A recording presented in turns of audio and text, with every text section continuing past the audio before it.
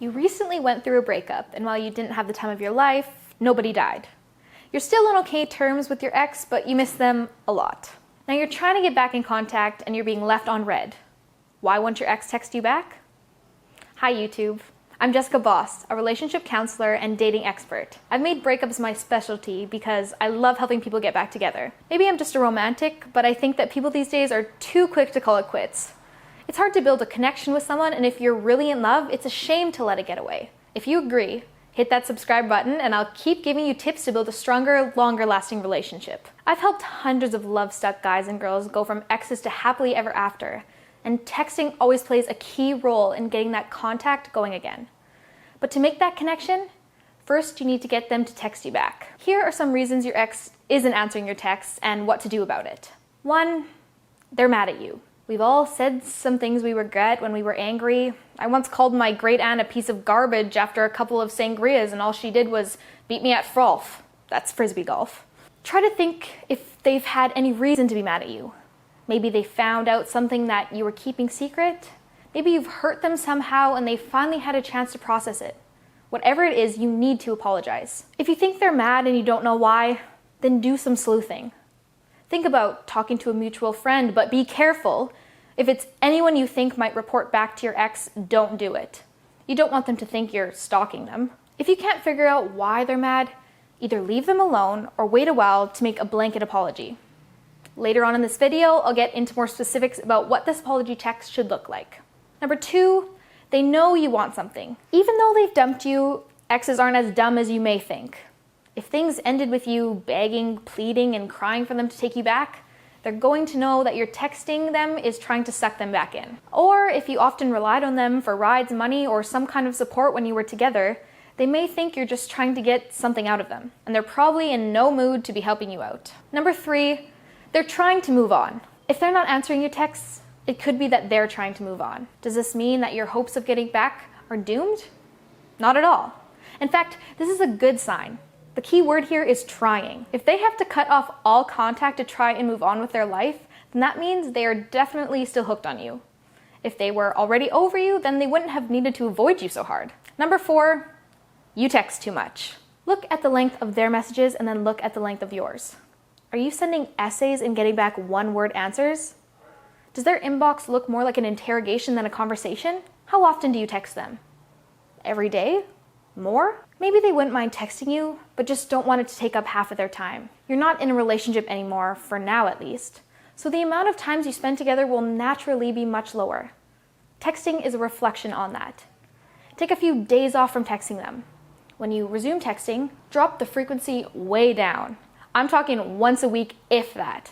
Have a short conversation and then get out. Don't text them too late at night or early in the morning.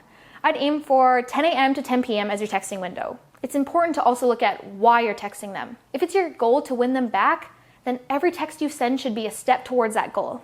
You need to use texts to make them miss you, to make them jealous, and to make them associate you with fun and happiness.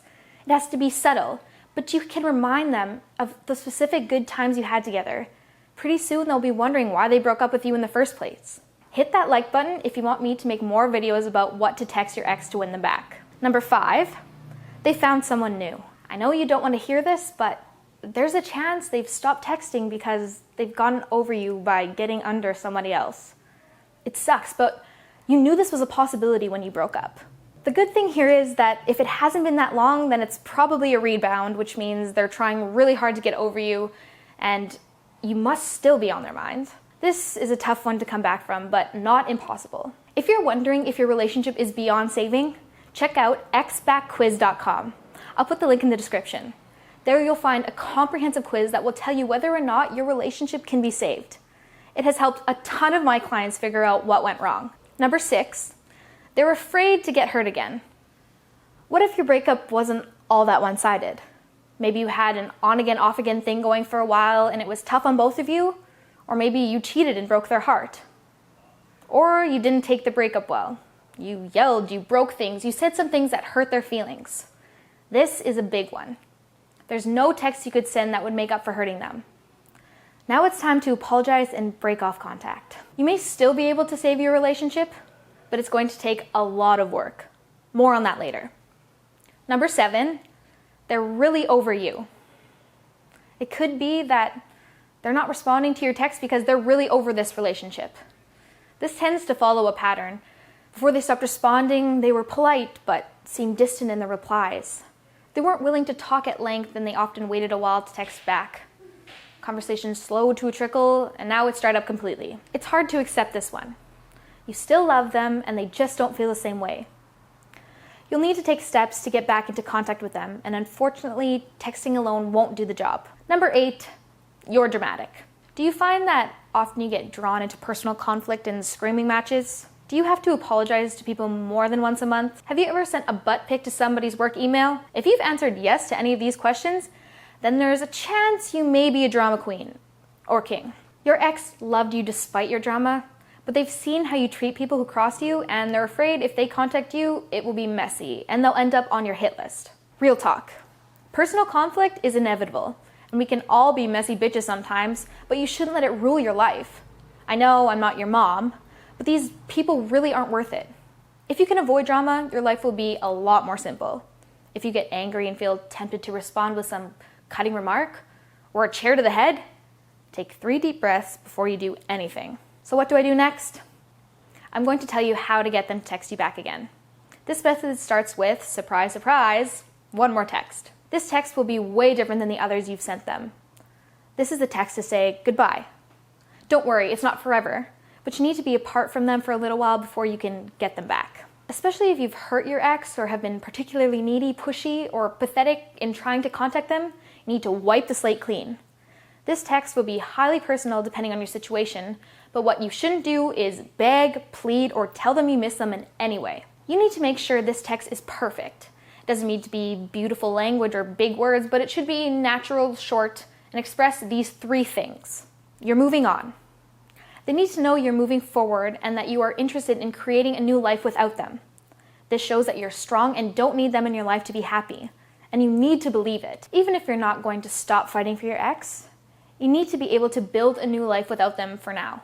The strength and independence you find during your time apart will be crucial to winning your ex back. Try saying something like, "You were a really important part of my life, but I want to move forward, not backwards.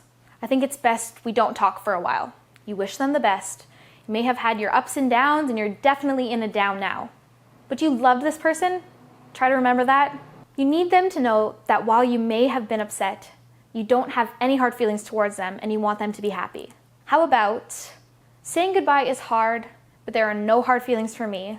I just want us both to be happy. You're sorry." If you cheated, yelled, broke things, or hurt them, even if what they did was worse, you need to apologize to them. This doesn't mean that what they did was okay, but that you regret how you reacted because you didn't want to hurt them.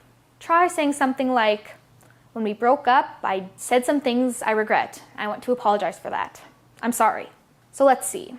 "You were a really important part of my life, but I want to move forward, not backwards. I think it's best that we don't talk for a while. When we broke up, I said some things I regret, and I want to apologize for that. I'm sorry. Saying goodbye is hard, but there are no hard feelings for me. I just want us both to be happy." Now that you've said goodbye, you need to really say goodbye. Don't text, call, email, or contact your ex in any way for at least a month. I know it seems like the opposite of what you should do in this situation. How can you get them back if you're not talking to them? Slow down. This is part 1 of the process. This is called the no contact period and is a great way to begin trying to get your ex back.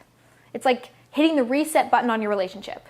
If they're used to being constantly bombarded with texts and you hit them with radio silence, they're going to be wondering what's going on. A few things will happen then, without you having to do anything at all. They'll start to see you differently. It's hard to respect someone who has been constantly trying to contact you, even when you don't respond.